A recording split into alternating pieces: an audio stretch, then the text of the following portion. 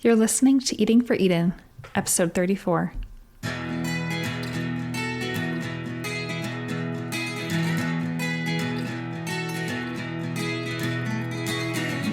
When it comes to doing something about climate change, your food choices matter. Thanks for tuning in to Eating for Eden, a podcast that takes a food-first approach to climate action. I'm your host, Jessica J. Schroeder, and I am passionate about food that tastes good and does good. I'll guide you with practical tips and help you thoroughly enjoy your food along the way.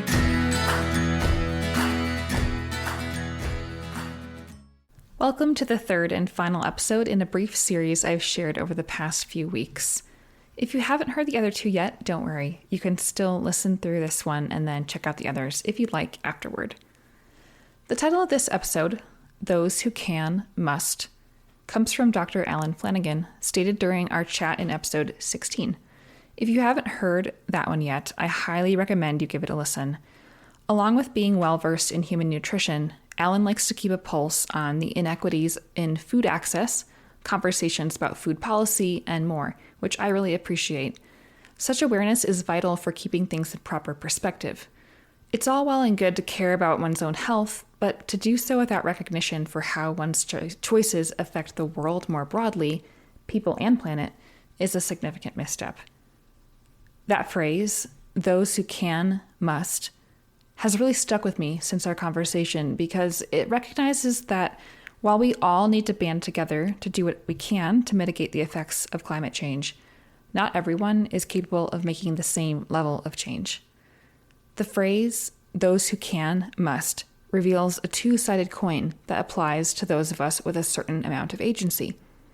The two sides of that coin are privilege and obligation. It is a privilege to have such choice. But with such privilege comes a moral obligation.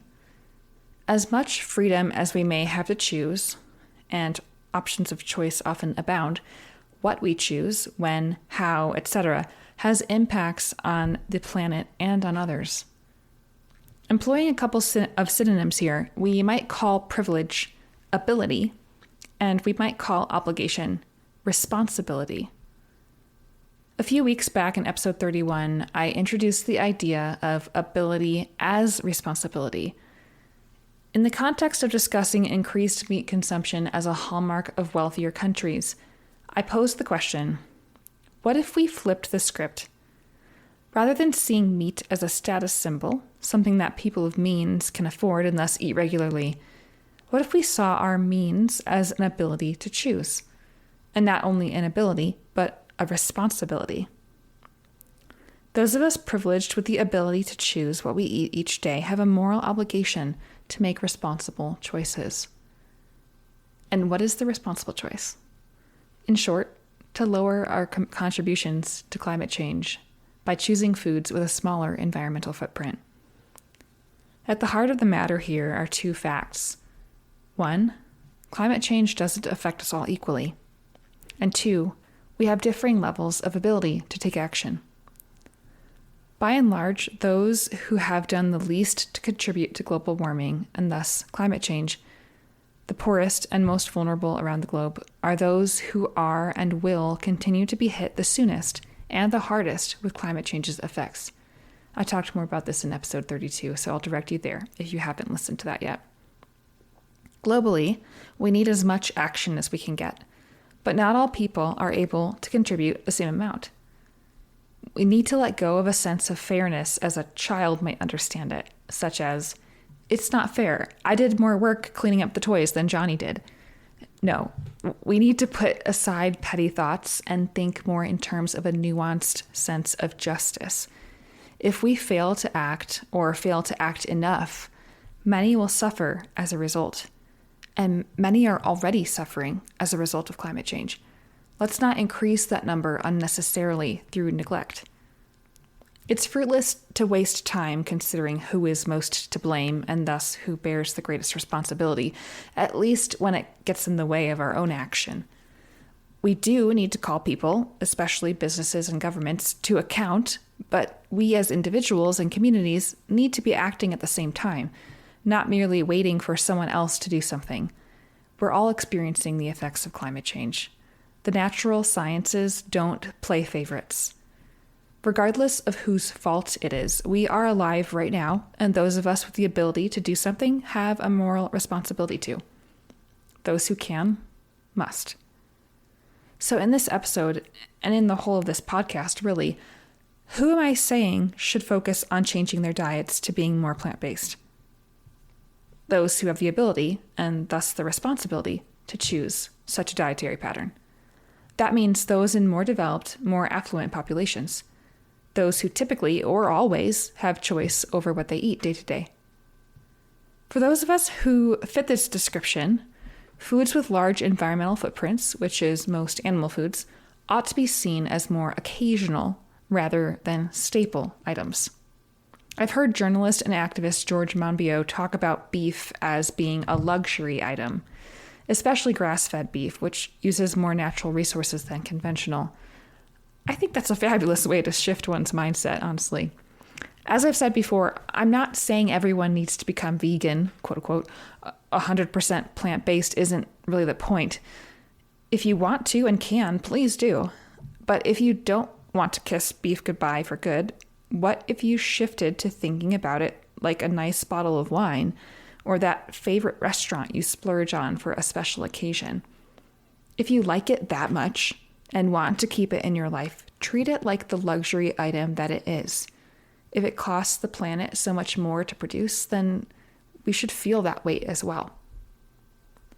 While I advocate for a substantial limiting of animal products for the person with means, for example, it would be terrific to see most of us move to an 85% or more plant-based diet, I do not advocate the same for those with less means. Our ability to choose also means we have the ability to achieve nutritional adequacy on a plant-predominant diet or a plant-exclusive diet through intentionally including a variety of particular foods. That may not be the case for the poorest around the world, with far fewer options as far as food availability and access are concerned.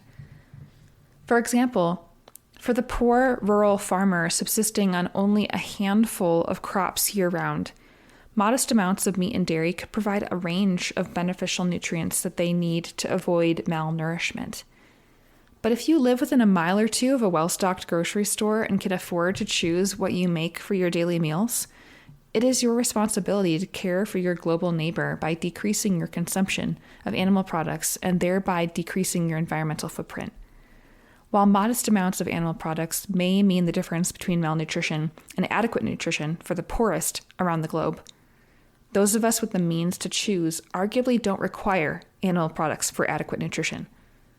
While animal products of certain kinds and certain amounts can feature in an overall healthy dietary pattern, it is important to clarify that they are not strictly necessary for health.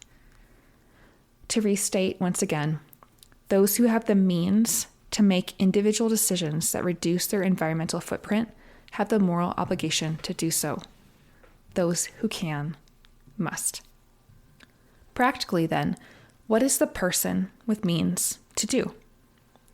In the last 2 episodes, I was more concise with my practical application steps, so here I'll go into a bit more detail with 6 action steps you can begin to adopt, and feel free to do so in whatever order is easiest for you. The most important thing is to get started and build some momentum.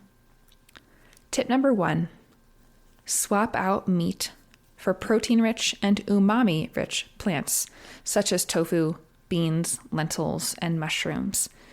When reducing or excluding meat, it's important both for our health and our pleasure in eating to make sure we're making these swaps thoughtfully. Thankfully, there are tons of delicious ways to omit meat. Check out episode 10 for some specific ideas. Tip number 2, swap out dairy milk for plant-based milk alternatives. This is one of the easiest steps to take and can make a meaningful contribution. Do you remember the first time you heard about oat milk as an alternative option for latte? For me, I think it was probably a good 7 years ago, if not more. Now it's nearly ubiquitous as an option, among others, and some shops, thankfully, are beginning not to charge extra for plant-based milk alternatives, realizing that all plant-based options are more sustainable than cow's milk. If you're looking for a staple for your fridge at home, I highly recommend unsweetened soy milk since it is about the same amount of protein as cow's milk. While some plant-based milks use more water or land than others, they all kind of differ on their numbers, all of them have a smaller footprint than cow's milk.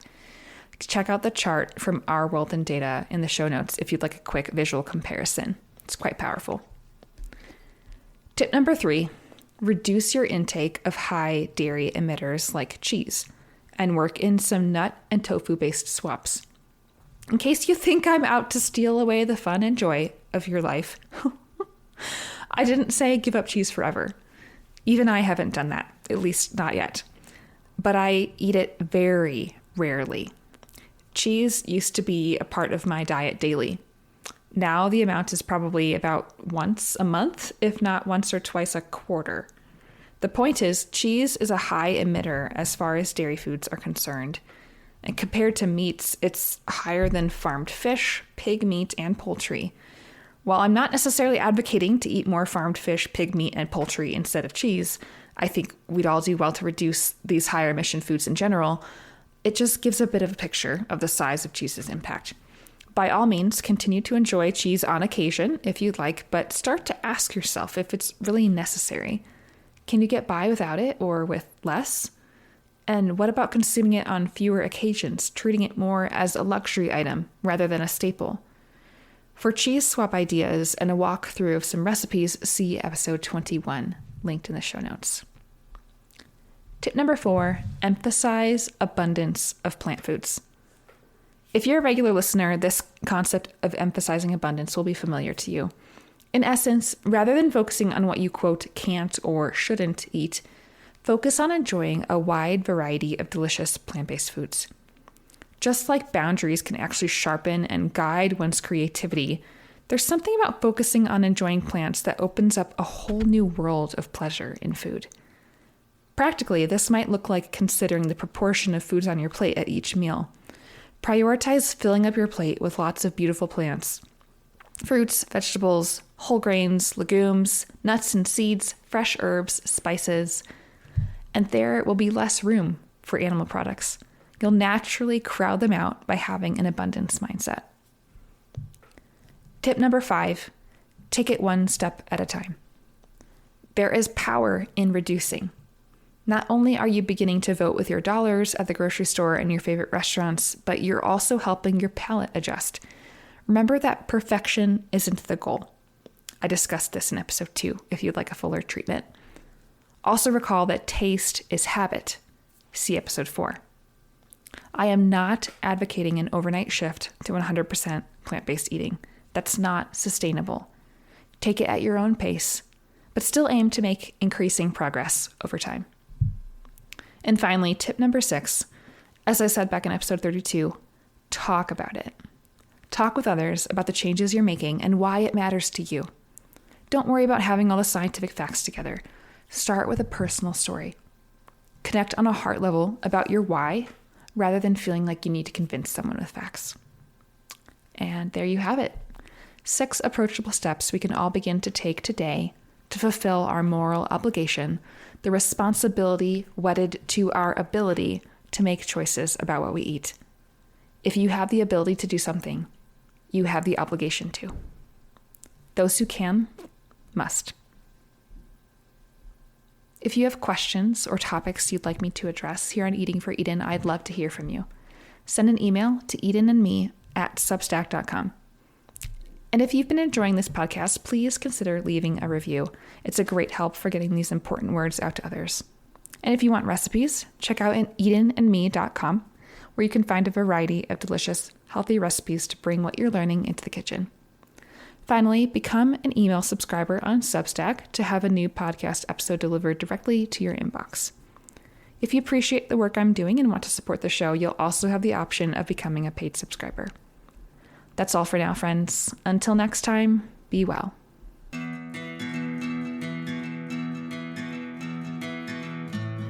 Thanks for listening to Eating for Eden. If you found this episode informative or inspiring, please consider sharing it with a friend. Climate change is an issue we all need to tackle together, So let's invite others to journey along with us as we continue the conversation and start taking action. Until next week, friends, take care.